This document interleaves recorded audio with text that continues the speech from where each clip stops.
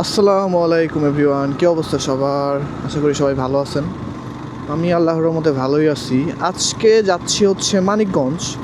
এটা ট্যুরের তেমন কোনো প্ল্যান করা হয় নাই। গতকাল রাতে একটু ভাবলাম যে কোথাও ঘুরতে যাওয়া উচিত, তো সেই উদ্দেশ্যে ভোরে বলতে সকালে ঘুম থেকে উঠে ভাবলাম মানিকগঞ্জ গিয়ে ঘুরে আসি। একটা জমিদার বাড়ি দেখতে যাব, জাস্ট হচ্ছে ঘোরাঘুরি করাটাই প্ল্যান। জমিদার বাড়িটা হচ্ছে জাস্ট একটা ডেস্টিনেশন, যেখানে গিয়ে হচ্ছে একটু টাইম স্পেন্ড করা যায়, এই হলো অবস্থা। সকালবেলা এক কাজিনের আজকে বিসিএসের এক্সাম ছিল, তো ওরে হচ্ছে পৌঁছায় দিয়া নেন হইতেছে যে ওই দিক দিয়া গিয়া পুরান ঢাকায় গেছি ফার্স্টে, কারণ হচ্ছে ক্ষুধা লাগছে অনেক, সকালবেলা না খেয়ে বের হয়েছি। তো শুক্রবারের সকাল পুরান ঢাকা মানেই হচ্ছে শাহী কিছু একটা। বাট আজকে খুব বেশি কিছু খাই নাই, জাস্ট বিরিয়ানিটাই খাইছি, এবং এইটা হচ্ছে হাজির বিরিয়ানি। এত চাপাচাপি কেন করে তারা? একটা প্রবলেম, এই রোডে প্রচুর ধুলা, একদমই অবস্থা খারাপ। এই রোডে আর কখন আসবো না আমি। একটা ছোট প্রবাদ মনে পড়তেছে, শীতের দিনে যেটা বলা হয় আর কি। সেটা হইতেছে যে কুয়াশার চাদর মুড়ি দিয়ে আসে শীত, আর ওখান থেকে আমার মনে আসলো যে ধুলার চাদর মুড়ি দিয়ে আসে সাভার। এই হলো ধুলা একদম হইতেছে যে ধুলারণ্য অবস্থা, ধুলারণ্য, নতুন কোনো ওয়ার্ড বাই করতেছি। হ্যাঁ, কি একটা অবস্থা। বৃষ্টি ভালো থেকে রেইনকোট মোট পইরা সুন্দর স্মুথ রাইডিং করা যায়। একটাই সমস্যার মাঝে মধ্যে হয়তো বা ব্রেক করলে স্কিড করবে ভাব করে, যদি কাদা থাকে, তো কাদা থাকলে তো একদম সর্বনাশ অবস্থা। কাদা থাকলে আমি বাইক ছাইড়া দিই, মানে ব্রেক করলে আর মরমু। তার কি কাজ আছে, বাইকের উপর দিয়ে যাক, সমস্যা নাই, খালি কোনো গাড়ির নিচে না গেলে হয়েছে। যদি সামনে গাড়ির নিচে বাধা থাকে তো অনেক কিছুই, কিন্তু অ্যাক্সিডেন্ট যখন হয় তখন তো আর কোনো কিছু করা যায় না। যাকে এখন একটু ভালো লাগতেছে, রিজন হইতেছে গাড়ির পরিমাণ একটু কমে গেছে। ওই যে আবার সামনে একটু না, এখানে একটু অবশ্য বাসের জন্য যেমন হয়, এই যাত্রী নামায় উঠায়, নানান ধরনের কাজকাম করে তারা উল্টাপাল্টা। ওগুলো কখনো পুলিশের কাছে অবৈধ না, পুলিশের কাছে অবৈধ শুধু বাইক এবং প্রাইভেট কার, এই দুইটা। এটা কোনা দিয়ে যাবো গা, না থাক, কোনা দিয়ে না যাই।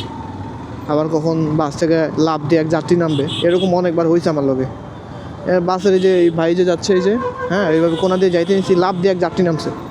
পরে ব্রেক কইরা একদম অবস্থা খারাপ, অন্যদিকে ঘুরাইতে দিচ্ছে, নানান ধরনের কাহিনী করা লাগছে। যাত্রীরা লাফ দিয়ে নামে সুন্দর কইরা, দেখেও না যে কিছু আছে কি না। তো এখন আসি হচ্ছে জাহাঙ্গীরনগর বিশ্ববিদ্যালয়ের ক্যাম্পাসের যেই মেইন গেট, ওইটার সামনে। তো ইউনিভার্সিটিটা হচ্ছে আমার অনেক ভালো লাগে, পার্সোনালি অনেক পছন্দ। এখান থেকেই আমার মাস্টার্স করা হয়েছে। বিএসসিটা আরেক জায়গায় থেকে করছি, পরে মাস্টার্সের জন্য এখানে হচ্ছে সিএসসি ডিপার্টমেন্টে ছোটোখাটো একটা ভর্তি পরীক্ষা হয়েছিল, ওইটা দিয়ে দেন 1 বছরের প্রফেশনাল মাস্টার্স এই জাহাঙ্গীরনগর থেকে করা হয়েছে আমার।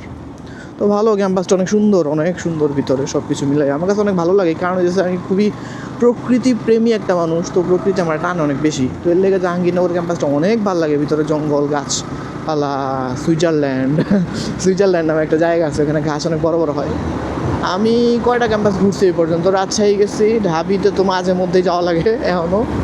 তারপর হইতেছে যে বিভিন্ন বিজ্ঞান ও প্রযুক্তি কয়েকটাই গেছি। তার মধ্যে আমি যেহেতু চিটাং যাই নাই এখনও, সো সেহেতু হইতেছে আমি আমার কাছে টপ নাম্বার 1 হইতেছে জাহাঙ্গীরনগরই। চিটাং যদি যাইতাম তাহলে অবশ্যই আমার মনে হয় যে যেহেতু এখানে পাহাড় জঙ্গল আরও বেশি, তো ওইটা হইতেছে যে আমার কাছে আরও বেশি ভালো লাগতো, সবচেয়ে ভালো লাগতো। বাট চিটাং না যাওয়ার কারণে জাহাঙ্গীরনগর ক্যাম্পাসটা আমার সবচেয়ে বেশি ভালো লাগে। এই স্পিড ব্রেকারগুলা কী যে একটা অবস্থা, এই যে এখন যে কেমনে ব্রেক করা লাগলো, আলাপে ব্রেক করে ফেলছি, এই জন্য বুঝি নাই। বাট ব্রেকটা অনেক হার্ড ব্রেক করা লাগছে এখানে, সমস্যা আর কি। স্পিড ব্রেকার হইতেছে অনেক দূর থেকে বুঝে যাই সামনে স্পিড ব্রেকার আছে। অ্যান্ড স্পিড ব্রেকার যদি থাকে অ্যাক্সিডেন্টের জন্য, তাহলে তো ঝামেলা। স্পিড ব্রেকার হচ্ছে বহু দূর থেকে কালার করা থাকবে, কালারটা হচ্ছে ঠিকঠাক মতো মেনটেন করতে হবে, নাহলে পরে তো মানুষ স্পিড ব্রেকার যদি না বুঝে, তাহলে এটা কী হইলো জিনিসটা, এসে জাম করবে, সে যেই গাড়ি হোক না কেন। বাস হইলেও ডান দিক দিয়ে যায় হচ্ছে চন্দ্রা দিয়ে আমাদের টাঙ্গাইলে চলে যাওয়া যায় ইজিলি। 4 লেনের একটা হাইওয়ে আছে, খুবই টানা যায়। ওই দিন হচ্ছে যে এই এফজেড নিয়ে হইতেছে আমার মিনিমাম স্পিড ছিল 94, 95 এরকম। সো ভালোই টানছি ওই দিন, খারাপ না। আমার জন্য 100-এর আশেপাশে টানাই বহুত টানা। আমি খুব বেশি স্পিডিং যে আছে ওটা করি না। এখন যেই এরিয়াতে প্রবেশ করলাম, এটার নাম দেখা যাচ্ছে সুতিপাড়া, মানে হাতের বামে। যশোর হচ্ছে 175 কিলো, আরও কিছু লেখা ছিল।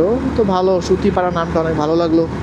So the most important and good part is গ্রামের দিকে ঢুকে গেছি, এবং ভালো লাগতেছে আমার অনেক।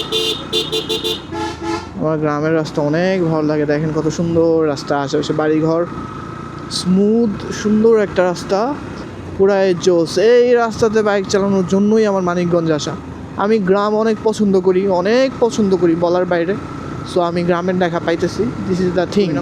প্রায় বছরখানেক হয়ে গেছে এরকম রাস্তায় রাইড করি না। So I am missing it so much.